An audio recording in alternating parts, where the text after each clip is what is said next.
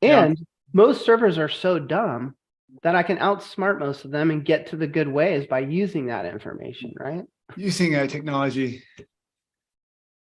Yeah, I'm an ERFer. I haven't earned my S. Surfing is like super hard. It is. It's like yeah, we were talking about that earlier. I feel like most people out there I would classify as close to beginner, and it doesn't look like they're having fun to me. Nope. Yeah, so let's talk debate. I posted on the internet when Brian Graff came out with his podcast recently, I listened to episode 1 and I kind of talked some mad shit about him online. I was like, he did not do a good job. And I chalked it up to like, hey, it was episode number 1, if you go to Retireholics episode number 1, it was a piece of dog shit too, so let's see how Brian Graff does in number 2 and number 3. Number 2 is better. And then the new one was Schlichter and Tom Clark. I mean, no lie, might be the best 401k podcast in the history of 401k podcasts. Like, it's absolutely insane. So good. Highly recommended. Okay, we are going to get started on time. All right, here we go. 3, 2, 1. What's up, everybody, and welcome to Tall Can Talks. It's a debate style format. I will be your host / moderator. My name is JD Carlson. This is a 2 humans enter, 1 human leaves. It's a fight to the death, and you in the audience, you will help determine the winner today, okay? Let's meet our debaters, shall we? Stephen Wilkinson has garnered a lot of attention by bringing cold calling to the forefront on LinkedIn. Through video updates, he consistently and transparently documents his journey to add $1 million in new revenue from direct marketing, aka cold calling, cold emailing. Welcome to the show, Stephen. Thanks, Judy. Happy to be here. Yeah, it's good to have you. Jake Rushton is the guy behind 41 Club. He's the director of sales and managing director at SRP Intermountain, and has started a relatively new venture in the company called Zeek Digital, where he helps people use video content more effectively. Although he's no newbie to this social media stuff, in the 401k space, he has built up quite the reputation and speaks and trains advisors and industry groups all over the country about how to leverage social media. And it should be noted that he publicly called out Stephen recently on LinkedIn and said, quote, cold calling is a complete waste of time and the worst thing that you can do. Jake, are you ready to lock horns with Stephen today? I am. I'm excited to be here. This is interesting because I love Stephen. I think he's an amazing advisor. Oh, don't start with the nicety. So just want to say I'm excited and appreciate the opportunity. Okay. He's fluffing you up before he tries to take you down with the niceties. Let's quickly go over the rules. Like I said, debate style format. So just like a presidential debate, I'll ask a question and then each of you, uninterrupted, will get time to speak, and then we'll do like a rebuttal where appropriate. Okay. Now, your time is limited. Okay. So it's tracked by that tall can right above each of your heads. So when the tall can is empty, you are out of your allotted speaking time. Okay. So pay attention to that. You need to choose your words wisely and effectively. Points. You got a little point scoreboard below you there. Points will be awarded for how well you do while answering these questions. Or if you obliterate one of your opponent's points, that might be big points for you. The points will be influenced by the chat bar. So if you all in the chat bar raise a ruckus and you think someone should be getting a lot of points, voice your opinions in the chat bar, and maybe that'll influence the scoreboard. And in the end, acronym. If you say any acronym or initialism, you will lose 10 points from your scoreboard, because I know you two wussies are drinking like cherry Coke and Arizona iced tea. But don't fret, everyone out there. I will be doing all the drinking for all of you. I will still entertain you. I got Bailey's here. I got coffee, and I plan to drink a whole fucking bunch of it, okay?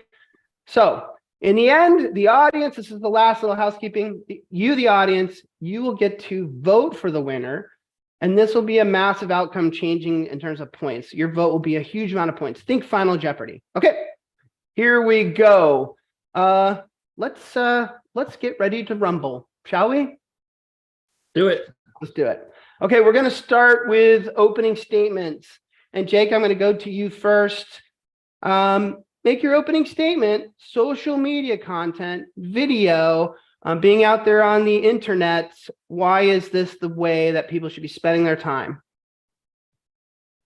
Well, that's a really great question. The main reason is you can get more awareness. The whole game that we're playing is getting attention, because if you're reaching one person at one time, there's only so much time in the day. You can only do a very limited amount of work there, which is the problem with it, right? And I understand it's going to take time for people to adopt the change. And there's a lot of advisors out there that still keep cold calling to, a very important part of their lifestyle, because that's how they were raised. Now, the reason you need awareness is that cold call is not going to mean as much if they have never heard of you, seen you, know anything about you. And that's the struggle if you're trying to convince somebody to listen to you. How long do I have? You can take as much as you'd like. Just your little can's going to run out. Okay, so here's the concept and why I think there's a lot of pushback. When I say cold calling is not something you should spend your time on, it doesn't mean you shouldn't do warm calling. And that's a big difference. Call avoidance is not what I'm talking about. I'm not afraid to pick up the phone and call anybody, but I don't want to call somebody that has no clue who I am, and I don't want to walk into a meeting where they have no idea who I am. So you can make cold calls all day and get meetings lined up, but if you walk into that meeting, there's no awareness of what you can do for them and change their life in any way, you've already kind of set yourself up for a real tough situation that could be much more valuable of everybody's time if they had some awareness of who you are. And, the iPhone's only been around 16 years. We forget how short of time that's been. In our lifetime, we've seen huge changes, right? I grew up, I had a pager. I get it. I had my first cell phone when I was in school. It's fairly new. And it took 50 years for us to switch from, horse and buggy to a car. So I get it. This is hard for us that have been doing cold calling and believe in it, because like Stephen says, it does work, but it definitely has much lower value than doing other things. My final part to that is when you are cold calling, the issue is you're not necessarily bringing any value. There's not an opportunity to do much other than try to get a meeting, which isn't necessarily going to be value right up front. And in my opinion, cold calling is kind of lazy, because you might put it on a pedestal. I'm working hard because I'm cold calling, but you're not putting in work to bring somebody value. You're just trying to go at them. Wow.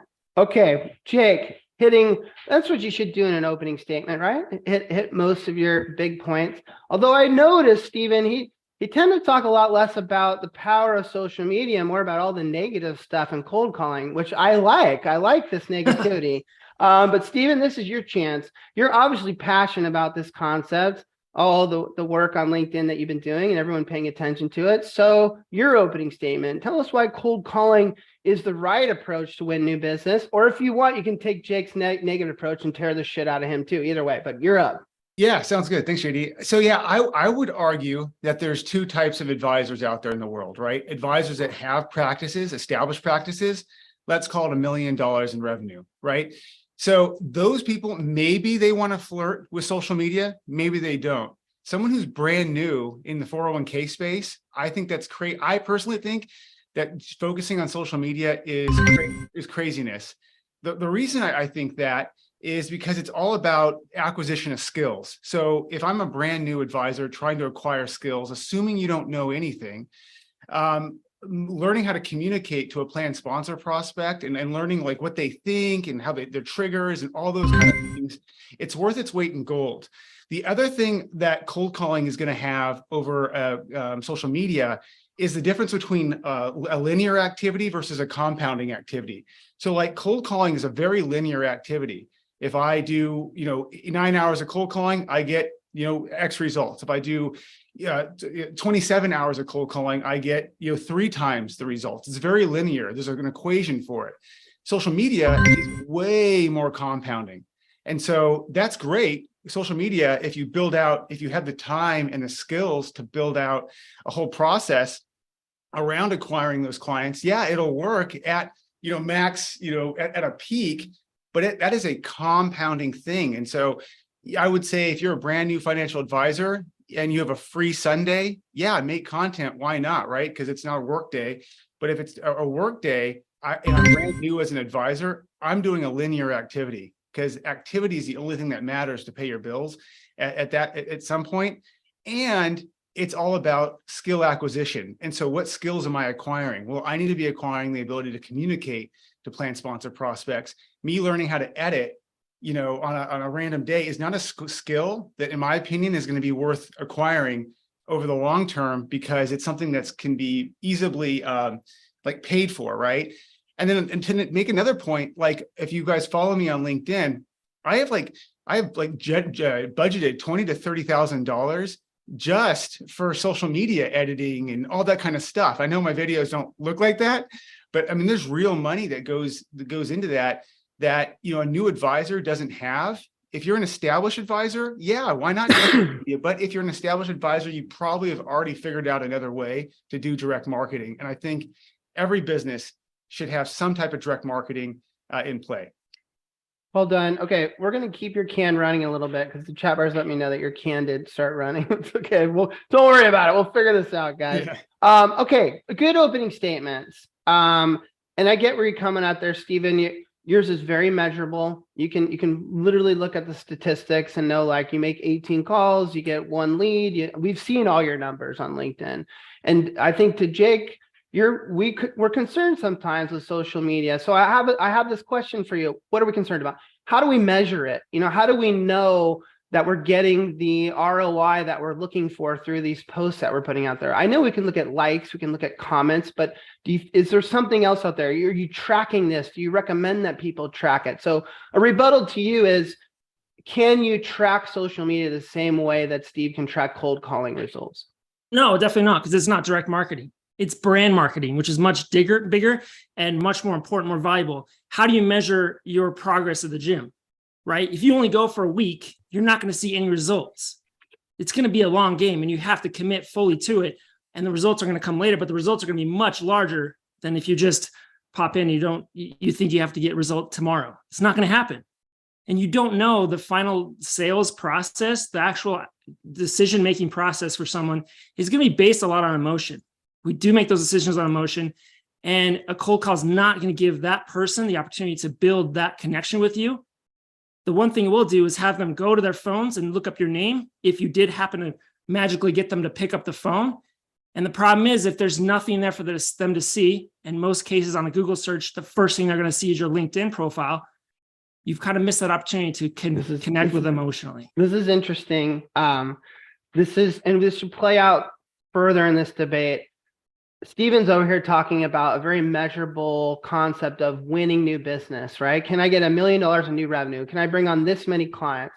Where Jake's talking about, hey, building a brand, building an image, being an expert in your field. And Jake's solution will close more plans too, right? Like when he goes on a point of sale, someone's going to look him up. They're going to hire them because of those things.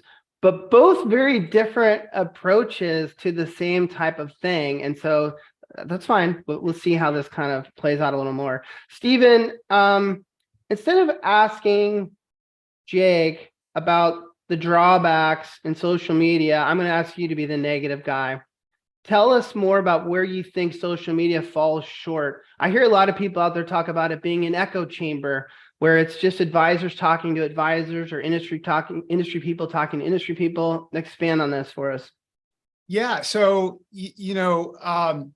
so where social media is going to fall short is if you're trying to market on things like TikTok or like Instagram, or you're trying to build a following in that capacity, right? It's compounding. So like, I have a Twitter account. I have 0 followers. Okay. Now, if I post a lot, I'm going to get my big followers one of these days. And over time, yeah, I'm going to start to get followers and build a critical mass. But that is the huge issue with social media, is it takes forever to get to that critical mass. And then, what about followers? I'm sorry? It's not about followers, though. That's not the point.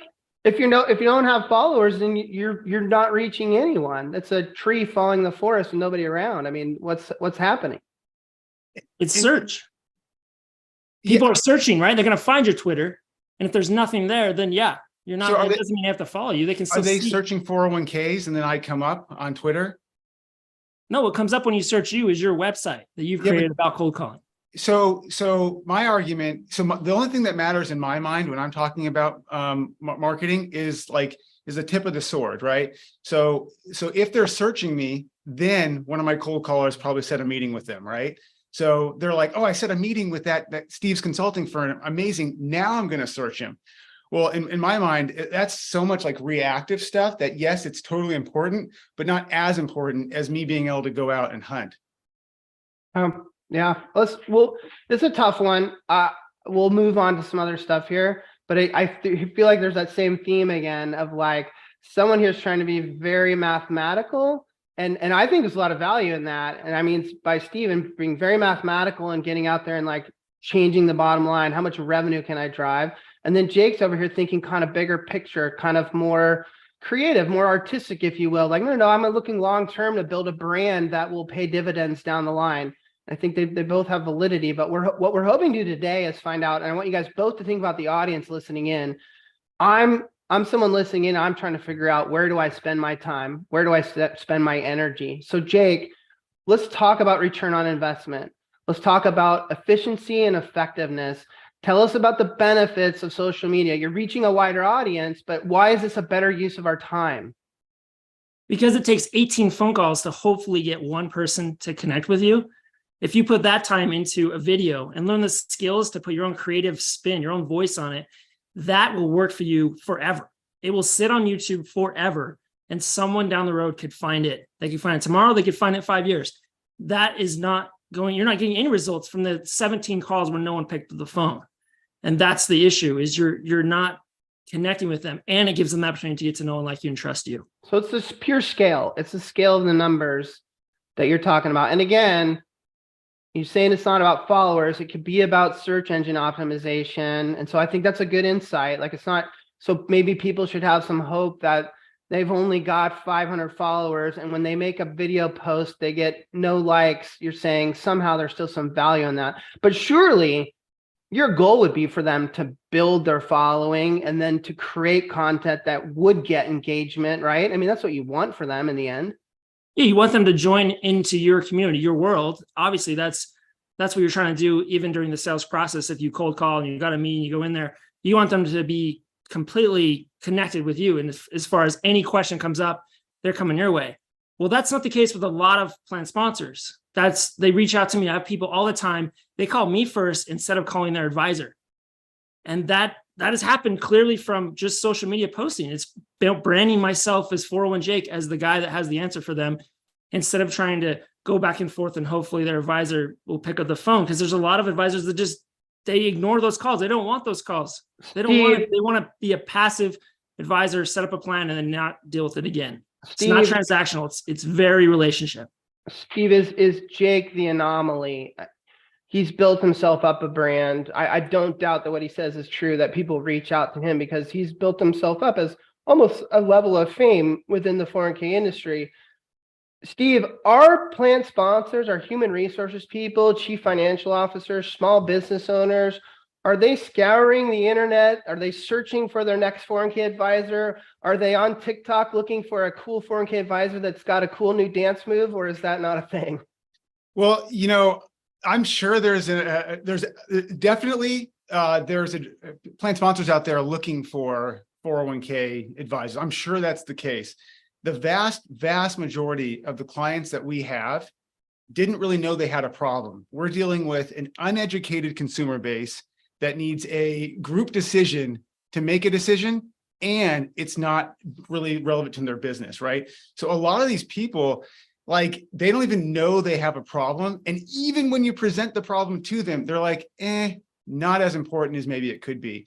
And so in my opinion, you have to have an outbound strategy. There's only like 5 ways to market to clients, right? Like, you have outbound, you have like referral marketing, you have organic, you have paid ads, you have solicitor type agreements. Like, I would argue that organic marketing, like Jake's saying, social media, it will get you business, but it's the most complicated and the most time consuming way to acquire clients. Now, once it's built, but there's like better ways to get your business going. If you are an established firm, Sure. Yeah, absolutely. Absolutely. Why not check it out, right? Why not start diversifying your different ways to acquire clients? But I absolutely think that you need a solid way to acquire clients. Now, it doesn't need to be cold calling. It could be any type of cold marketing. But I feel like the cold marketing is something that's worked in our industry. It still works in our industry, and it will always work in our industry. Jake, I know you fielded this question before. Some people are intimidated by social media content and not just what camera to have and what microphone to have. And I know you help people with that, both online and in some of your speaking gigs, but like what content to share, how to provide value to plan sponsors and prospects that are looking in. Like even me, who kind of lives in this space, I could see how that's a difficult thing to wake up on a Monday morning and figure out what am I going to put out there? And then worse, what will the quality be like? Like, will it be good? Will I be good at speaking or on camera? Or if I'm not speaking on camera and I'm writing a blog, am I good at that? Like, I know you take this question all the time, but help us understand, like, Jake, we're going to suck at this. And I'm afraid that what I'm going to put out there is going to hurt my brand, not help my brand. No, I love that question because it goes back to what does content really mean and how does it apply to our business? So when I think of the word content, and a lot of people, when I mention that word, they think just social media. But we're in a business that we're only selling content. That's literally all that we do, right? Whether it's you're going through a FI 360 report, you're going through the plan document, that's all content. So you're not needing to come up with new content. You're doing it all day long. You're just not capturing it because you're doing it one by one, just like cold calling, you're doing it one by one. You just have to figure a way to capture it, to share it with more people so they can see what you're doing and get a sense of how you can actually help them solve their problem. Maybe they don't know about it. Well, if they came across it because they're spending their time on social media, lucky you, like just like randomly getting someone to pick up the phone, they could randomly come across you in a social post. That's not necessarily what we're trying to do. I think of content as every part of your business, not just sales, but also inside of it. Could you be taking back that relationship from the record keeper to the advisor with the participants instead of just giving it away, right? You can do that with content. And that's what a video does. It gives you the chance to get them to know, like, and trust you. And you're going to do two things. You're going to qualify them. They're going to want to listen to you because they're going to like how you actually presented it. And you're going to suck in the beginning, and that's fine. And you're going to push away the people that don't like you, right? I got a lot of people that don't like me. They hate how I do it. I would rather not deal with them or try to talk to them or waste my time trying to convince them of anything. I want them to go somewhere else. That's totally cool because I don't need to have 1 million clients. You can build an amazing book of business with 20 to 30 of the right clients that like to be with you and want to be with you. You don't need to have this machine where you're just robo-dialing all these people, hoping that you're going to get, 15% of them. It doesn't make any sense. And the reason it's pushed, most cases, is because big firms don't trust you enough to build your personal brand. They're afraid of it because they think you're going to realize you don't need them anymore because you've got a personal brand that's bigger than theirs, and you can go off on your own and keep all that extra profit for yourself. I think both of you face some of the same problems. First of all, I love your point on documenting what they do every day. So if that wasn't heard well out there, Jake's saying, look, if you're sitting with your team in your conference room and you're looking over FI 360 reports, trying to figure out what fund to replace and remove, like, document that. Like, everything you do every day, document it and put it out there, and then clients can kind of get an inside look into what you do as an advisor. And I think that that's phenomenal advice. I'm still stressing on the lack of audience. And so I want to kind of shift over to Steven's side of things of, like, actual getting things done and numbers and this, that. But let me ask you, Steven, Jake's all about showing your brand, like trying to show what your company is all about and how you do things. Is this lost in a cold call? The people that you create a script for that call for you, is part of their goal to reflect the brand, to explain, like, why they should be taking a meeting with you and what good y'all are doing, the same way Jake's trying to do that on the internet? Can it be done in an email and a phone call, I guess is what I'm asking. Yeah, so that's a great question. So I would look at what Jake and I are doing as opposites in some ways, right? Like the people that are searching for a 401k advisor, they've realized they have a need.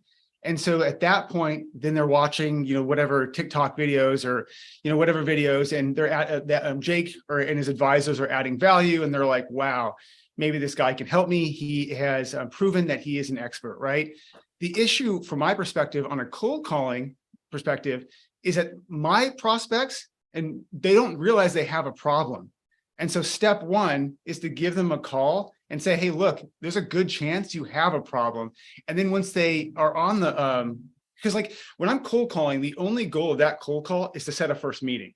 And then in that first meeting, it's completely educational. Like we have a whole framework for a sales process. That first meeting is basically articulating, hey, you are paying fees. Hey, this is why the fees work the way they do. And you have no idea what you're paying. And then going through like, hey, you have a fiduciary obligation to not only understand what you're paying, but who you're paying and if it's competitive. And so our sales process is completely educational, where Jake is saying, post your educational stuff on, social media, teach the clients that you know something, but that requires someone to not only actively be searching, but then actively be able to find you somehow. And I'm not saying it doesn't work. I'm just saying, cold calling is the same thing where you're actively reaching out to them, but you're going to hit the people that don't know they have the problem, which is the vast majority of the people out there. And then it runs through this kind of the same way where it's an educational process. We are articulating these different things to these prospective clients. And that's my argument, is that no one's in our office is calling and saying, buy kind of a thing. It's complete education. And we have a whole educational system behind the cold call, which is how our industry should sell, right? We're consultants. We're here to add value. Well, I do it one at a time though. That's my point. Like, why would you only do it to one person at a time? And nobody likes to hear that they've got a problem, that they're the ones that made the problem. Right. I think when that side of the argument says why one person at a time is because it's very measurable. You can literally say, okay, I'm going to call 20 people today. I got a hold of this many. I was able to give my pitch this many. Where when we floated out on LinkedIn or Instagram, it's very difficult to understand like how the needle's moving. And like you said, it's many times it's not about likes and comments, because those end up being echo chamber stuff anyways. And so that would be my answer to you of why, is because it's measurable. I can literally wrap my brain around it and know that if I follow this pattern, something will work. Where I think it would behoove you, Jake, to let everyone know, like, hey, there's a similar pattern in social. Like if you follow it, you'll get the result. But it's harder to quantify, I feel like, is why we ask you that. That's why we're concerned. No, I agree. I mean, brand is something that's not very easy to measure, but yet we all fall for it. We all have brands that we're very loyal to and we would go there and spend more for, right? And that goes back to, just building that brand and trusting yourself and really committing long-term to what you believe and what you're going to help people do. And instead of being so transactional and trying to move on to the next plan, which is why we don't have such a great brand as a whole industry, right? We haven't done a great job. We don't have high account balances. We have retirees that don't have enough money. It's not going well. And now we're pushing Secure 2.0, trying to force everybody we can to get in there without having to do anything. Maybe we should do a better job of branding that we're going to bring you better results by actually bringing better results. I love the idea of branding our industry better. I will go boomer here for a moment though. And like my father, and granted, this is a company started in 1975. I don't think we had a brand.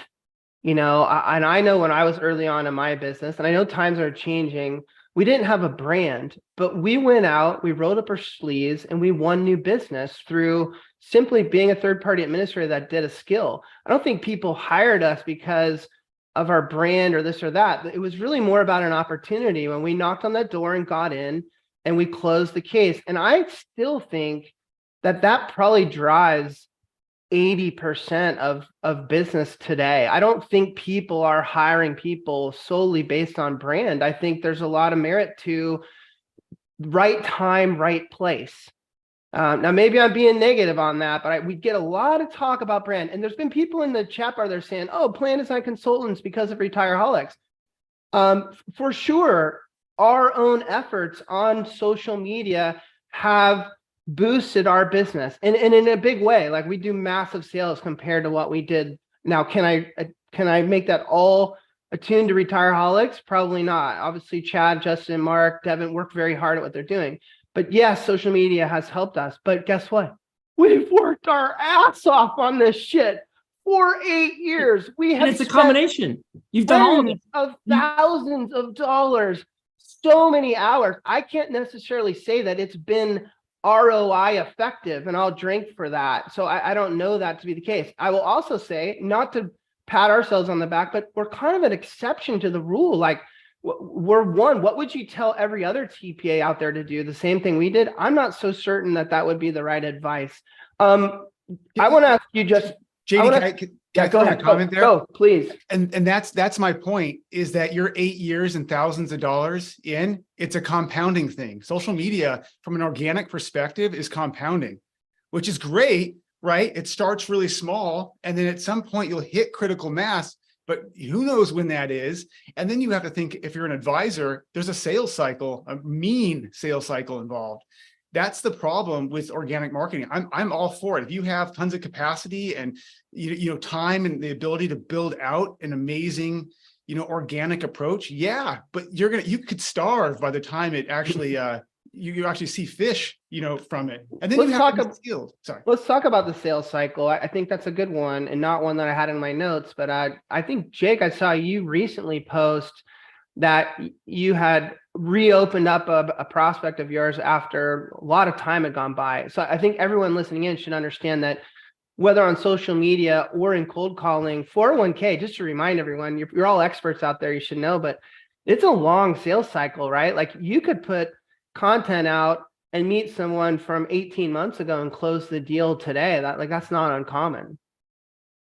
Yeah, no, it takes forever. And one way to shorten that is for them to get to know, like, and trust you while you're at home watching Netflix. They're like, I did this myself with Retireholics. When I came across you the first time, I binge watched tons of videos, got to know the whole team. I felt like when we first met, JD, that we buddies. Knew each other. Yeah. Right. Like, that's the kind of impact content will make, but you'll never have any if you don't just start. Right. It's a combination. You need all of it. It's not that you can't reach out to people, but don't make it so cold. Reach out to them a little bit warmer and on a platform where they are putting time, where maybe they're making content. Like, there's the whole engagement back end that people are forgetting. That seems like a lot of work, but yeah, don't just be the lurker because you're not getting followers. You're just going to sit back and hope they come follow you. Go follow them. Go make comments on their stuff, and don't try to make a sale on LinkedIn. That's not going to be the case.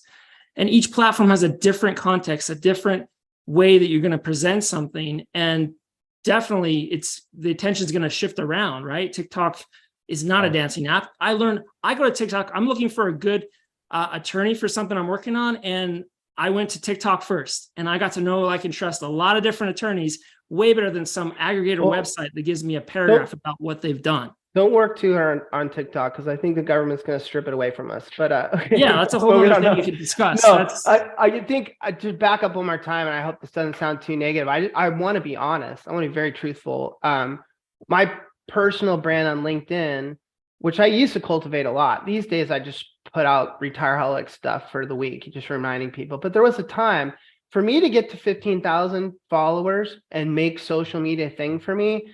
One more time, I just want to let everyone know, took a lot of fucking effort. Like, I set, this is going to sound really cheesy, but I set goals for myself every week to expand my followers, to do what Jake is talking about, to like, to comment, to engage. I spent so much time on LinkedIn to get to where I got. And again, I don't know, I could look back now and say, well, worth it, but I just don't know if it's the path for everybody. Stephen, let me ask you about technology. Can you use technology to become a more efficient cold caller today than you would have been 10 years ago? I mean, surely you are strategically making these outbound dials, and maybe do the callers have some type of intel when they're calling in? Like, tell me how you leverage technology, if at all. Yeah, the only thing that we leverage technology, and maybe this is a talking point for Jake, but we haven't really used technology. Our cold calling isn't massively different than it was when I was cold calling 10 years ago. Just a straight up list and you dial. The only difference is now we have feeds from the Department of Labor website into our Salesforce. And then from there, our CRM is legit. And it's going to, like, change the world. That's fair. Yeah. That's tech. Because it's going to allow us to track not only a lot of things, but now we're starting to build a database of warm leads. It's the strategy that's changed. It's the strategy around cold calling. this first few months has been me trying to figure out how to like outsource cold calling in a real way to other people. What I've kind of found is that if your firm is going to have a cold caller, it should be in this process. Step one, someone on your team should acquire the skill of cold calling and communicating to plan sponsor prospects. The people under you, in my opinion, at least my thesis where I'm at today, which has been changing, is you should have the callers shouldn't be trying to set the meetings, they should be filtering them. And then having like the closer, the senior caller set the meetings. That's where I think you're going to see my meetings explode because I've switched strategies. Is this like, I'm sorry, is this like a handoff? Is that what you're talking about? Almost like you've got a fish on the line and you're going to hand the pole to someone else? Basically, yeah. Okay. So so my callers are setting. So I remember when I was growing up calling, I would set 1 to 2 meetings a day, calling all day, like literally all day, stopping only to eat a peanut butter and jelly sandwich. And these callers, when they're setting the meetings by themselves, they set, one meeting every 18 hours is basically how it's working out. When I have them filter the leads, now we're setting a meeting every 7 hours, basically. And so that makes sense when you look at the people I'm hiring to do these calls, because they're like basically moms, right? They can't talk about something crazy that the plan sponsor throws out at them. And there's going to be an issue of conviction. Like I'm way convicted that if I get someone on the line that there's a high probability we can help them, right? That conviction comes through on the phone. And so that's basically how it's working out. And you're starting to already see that in the last couple of weeks, because I've kind of switched strategies. Right now I have, yeah. On the one hand, that seems very inspiring and valuable to me, like the kind of handoff. On the other hand, we all know cold calling has this like image, right? Of like very salesy, very kind of intrusive. And so the handoff to someone who's better at closing the deal almost sounds kind of gross to me. Yeah. But if it's passion and heart driven, then I get it. And so that's a fine balance. I got more questions for you on tech, but I'm gonna send it over to Jake's side. I know with social media, you can like schedule your calendar of posts, right? You can like set up an inventory of, I want to do an Instagram on Monday, Wednesday, Friday. I want to put this on LinkedIn on these days. Like there's tech that allow you to kind of schedule your social media. Obviously there's tech as it relates to cameras and good audio and editing and stuff like that. But tell us why. Give us some insights on what's happening on the tech space for social media and why that should be encouraging to us if we wanted to get into it. Well, I think it's never been easier for you to compete with big brands that have been around for years and years, right? And I think people want authenticity, which means you don't need to have a bunch of fancy editing, a bunch of really expensive equipment. You can literally do just your phone is everything you need. And I think that's the opportunity now, is that because the market has shifted away from canned advertising or a commercial, they just want to see what you're up to. They just want to like make sure that they get to know you. And the further they can see into your world, I mean, think about people you follow, not even in 401k, that how cool it is when they do really authentic posts or they're doing a live, and it's like you feel like you're there with them and they're reaching thousands of people at that time. We don't necessarily have that because 401k is not necessarily many people's top of their list of excitement outside the industry, right? But when you start to get into a niche and where you focus on a certain industry and you can start to get involved in some of those other kind of communities, that's where you can add value, because you're going to understand their world and not just be over here talking 401k, because most plan sponsors don't really want to know. They want to hire you to take care of it. So they just want to make sure they like you emotionally, and then they're going to back up the decision to hire you because you know your stuff. So you kind of need both. But the best part about the technology, again, is just your phone is all you need. It's just a matter of getting it out, getting consistent, because if you make 3 podcasts and then you give up, it doesn't help you, it hurts you. Or if you're posting canned content, and I saw a new post about the whole chat GPT getting thrown into this other product, I'm not going to mention it, where it's making your actual text for your post with the canned content article. I mean, That's horrible, right? Oh, no, I'm loving that, Jake. That sounds fucking awesome. But it's going to sell, because advisors, we're lazy. We want the quick, easy button. We think, well, this is going to check mark the box of doing content, but it has nothing to do with you or your original thoughts. But maybe the Chat GPT version of you will be cooler than the real one. Not you personally, but someone out there. Looks like you have a thought, Steven. Go ahead. Yeah, I was going to say, I wouldn't say advisors are lazy. They're just not focused. Like we need to control not our time, but our attention. And I think doing less things, but more important, impactful things in your business is going to be the key. And just, I'd say if you're a new advisor, they should be picking one way to market and going all in. That would be my thought. Well, good. If you're brand new, you should definitely be building your personal brand and start from scratch. It does not take long. I mean, I didn't start making content until 2020. Like I started a little before that, but it was like one post a week. It does not take long to build a really strong brand in this industry. And sure, you can cold call. I mean, that's like saying you should just have an HSA. That's the only thing you need for retirement. It's a better plan than the 401k. It's better tax strategy. But like, that's not the case. You need multiple pieces to actually retire one day. And we don't have one solution that will cover all of it. Well, I'd argue that one post a week probably won't build a good brand. Like it's just going to be maybe when I started, like I'd be like, hey, I'm going to work 60, 80 hours a week. I'm not going to be a memory. And, why not throw everything at it? But like, so some people don't want to work like that. And I would say you should go all in and deep on pick one thing if you're just starting out and double down on it. Because referral, I don't count referral marketing. There's been some comments on referral marketing as a way to acquire clients.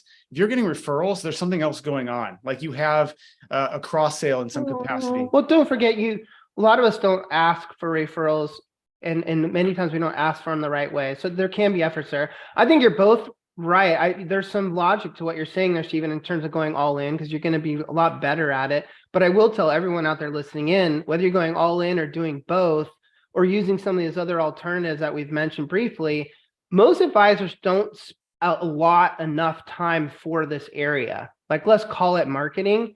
Most advisors don't spend enough time on it. They're busy waking up Monday morning, answering emails from clients, answering phone calls from clients, prepping for the next client meeting, and not putting enough energy and effort into this marketing. And I think that that's something everyone needs to think about. A good, responsible business that wants to grow has to allocate a decent chunk of time to marketing and sales and getting out there and doing those things. And a lot of advisors struggle in that space. And so let's talk about referrals for a sec, because what's the first thing the referral is going to do when that either a benefit broker or CPA attorney, whoever is actually referring you into the business? What is that person that received that referral, your name? What are they going to do? Right? They're going to go look you up. And if they see nothing, there's no credibility there. You don't exist, right? And there's many advisors that I can't find any content on, and it would not take you very long. And that's where I think we need to wake up when you talk about YouTube, and who owns YouTube is Google. And the more content you can get on YouTube, the more likely someone is going to pull that up. Is it possible, Jake, though, that you're slightly myopic in this, which is good because it's your passion, but I would argue that there are plenty of plan sponsors out there that will hire Joe Smith or Tina Smith, financial advisor, to be a 401k advisor on their plan if they go on the internet and come up blank. The only thing they got is tinasmithadvisors.com, and they go to the website. Just because there's no LinkedIn presence, just because there's no YouTube videos, just because there's no Twitter. Heck, there's some of them that would say, God bless this person. Like, I know that they're going to work hard on my plan and do their job. I know this is your passion and what you're all about, but I don't think it moves the needle quite as much as you think it does. Although I'd love for some stats to back that up. I know what are we doing in these finalist meetings? What are we trying to accomplish in that 1 hour you get to pitch them about your firm? Why are you staying up late trying to make a new PowerPoint? What are you trying to do then? You're trying to impress them in that 45 to 60 minutes and let them know you know what's going on. But I don't think that your Twitter is going to do that. I think it's the words that you use in that 45 to 60 minutes. That's what I think most of the time. I don't think you're going to walk into that room and they're going to go, oh shit, this is the guy from fucking YouTube. Like, let's hire. I have that exact scenario. Yeah, you're right. You're probably right. So you'll never know if you don't do anything. And you might, get, I think that's definitely the smaller number of people that wouldn't look you up. If I'm about to make a big decision where either it's my company or I have to report to my boss and tell them why I decided to go with this firm, I'm going to do more research than just the 1 hour sitting there listening to them giving you their best pitch. Same thing when you're hiring somebody. You're not just going to look at the resume and not look them up. You're going to look them up. That's what, I mean, it's changed in the last 16 years. Now you can. You're going to It's look right them there. up, but as long as I don't see that they were in front of a judge to go to jail last week, if I see nothing, I'm going to be okay with that. I'm open-minded to hear what they're going to say. Steve, there's this positive, can you have a positive stigma? Let me see. Cold callers are sometimes applauded for their hard work ethic, right? You still in this day, it's like, well, that guy's a hard worker, or that girl's a hard worker. She's going to bang, bang, bang and make these calls.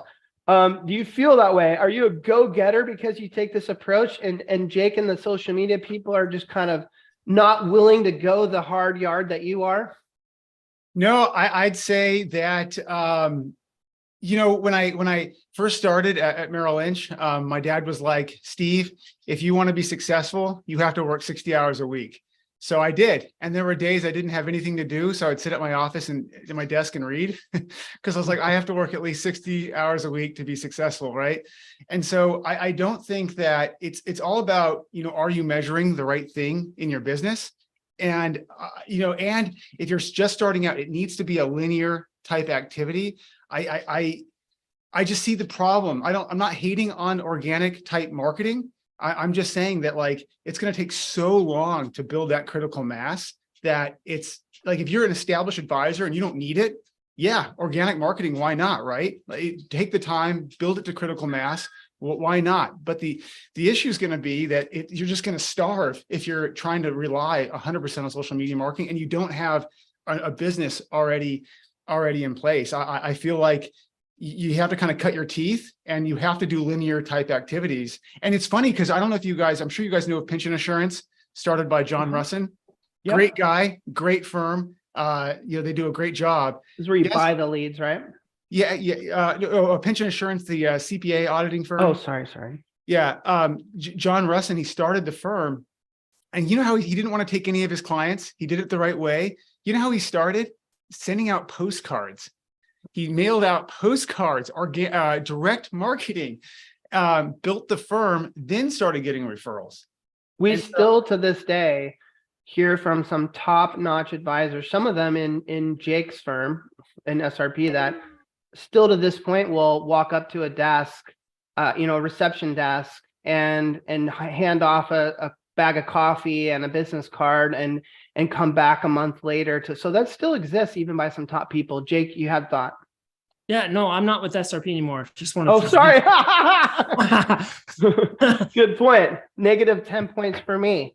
No, you're right. All those things work. I mean, a billboard could work. The best thing possible could be spend $7 million on a Super Bowl commercial because you can get the most eyeballs ever on it.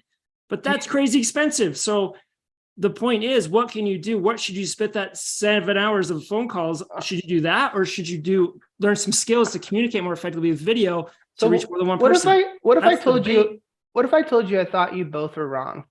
And that if an advisor came to me, and this is the honest truth, if an advisor came to me and or Chad, Justin, our team, Mark, and said, hey, what should I do? Like, how do good advisors win new business?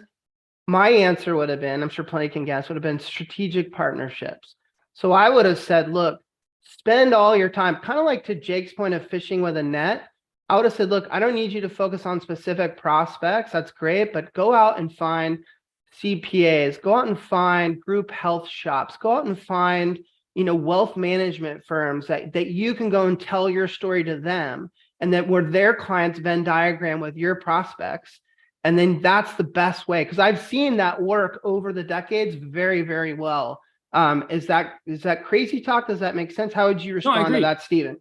Let's go Stephen first. Yeah, JD, I would agree if the advisor has a big book of business already. I would disagree if they're brand new. And the reason why is, JD, let's say I meet with you and I meet with Jake, you guys both, you guys are a referral source, and I'm newer, and I'm like, hey guys, let's do some referral marketing, right? I'm sure you guys have been to those lunches, and then you leave and nothing happens, right? There's nothing really compelling. If I'm new, the question on your side is, can he service my clients?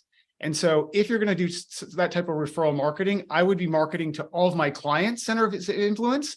So like, I would be saying, hey, I just acquired a client, right? where are their centers of influence, insurance brokers, CPAs, and then meeting with them. Okay, very good. I'm sorry. Same strategy. You're getting those negatives by using acronyms, by the way. Oh. But same strategy. Yeah, try to kind of fish with a net instead of a pole. But I hear what you're saying. Because you're a rookie, it's kind of like, how dare you? Like, what are you going to do to service my clients? Why would I let you in without more experience? Again, so that you've made that point tonight several times. And I don't think anyone can argue with that, Stephen, is as a beginner, as a rookie, there's a lot less roadblocks in the cold calling than there are in other ways, because you just don't have the experience yet. But Jake, so if I told you, Jake, social media, Jesus, man, it's a lot of time and energy and effort. I'd much rather advisors spend it on these strategic partners. How do you respond to me? I mean, even on top of that, if you're starting new, is that what you mean? Or just any? Anybody, like anybody. I mean, you can add that nuance, but anybody. Yeah, no, I think the key there is to align yourself with the right strategic partners that you kind of maybe niche down on a certain kind of industry. You know, whenever I meet an advisor, I talk to them about, ask them who their target client is, and they always tell me a size of a plan. That's not necessarily the right niche I'm talking about. Right. You need to narrow it down. So you need to find those other benefit brokers, CPAs, attorneys. Even though for me, I've been working with a lot of different advisors that have come to me because I'm not taking individual clients, which makes me kind of a weird, nuanced advisor. But they don't want to do 401ks, but they want the attention of all the participants to do individual business. So they've aligned with me and they found me on social media and they've reached out to me. We've been meeting and talking through how can we help them, and not just me, but the whole club, to come in there and to actually provide help with the 401k, where they take the one piece of the fiduciary responsibility for participant outcomes, because everything we do follows shows our X formula, right? For fiduciary formula. And I just plug them into that participant part. So bringing value to strategic partners first is the key to that. I started my career at a benefit shop. I get it. It failed multiple times before I got there because it was like a partnership that was very one way. The advisor would just try to cherry pick the benefit broker's largest client. That doesn't work. You're going to have to take on some startups, some plans you don't want to do, some headaches because they're a great client of theirs. And as long as you're ready to overcome that hurdle and put in the work and be okay with that, then you're going to see some great benefits down the road. But and don't forget everyone out there, even those strategic partnerships, kind of to Stephen's point earlier, are not things you can just have one meeting and be done. Those are relationships that take, unfortunately, time, energy, effort, reconnecting. Like that, there's no cheat code here, right? Like all three of these options are going to take some legwork, and some rolling up the sleeves and some hard work.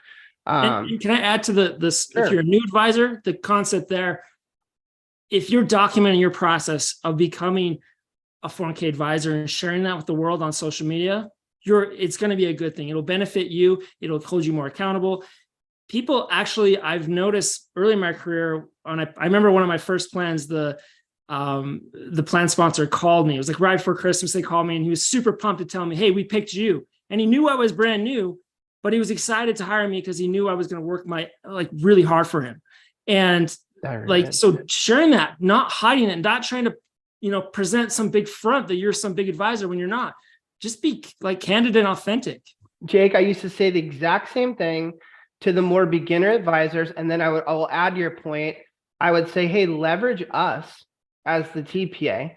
We've been in business coming up on 50 years. So that will add to your clout, right? This is my partner. So when it comes to your IRS stuff, I'll drink your 5500s, your testing, all the serious legal stuff. It's this firm right here, my partner, that's going to handle that. When it comes to the custodian and your record keeping, I'm going to be using Voya or Principal or whomever. They're a big established company. What you get in me as the rookie advisor is, to Jake's point, is someone who's new, who's hungry, who doesn't have a lot of clients, and who's willing to put in the hard work to service you and support you. And that can work really well. That's a great way to overcome that kind of inexperience and kind of flip it upside down, right?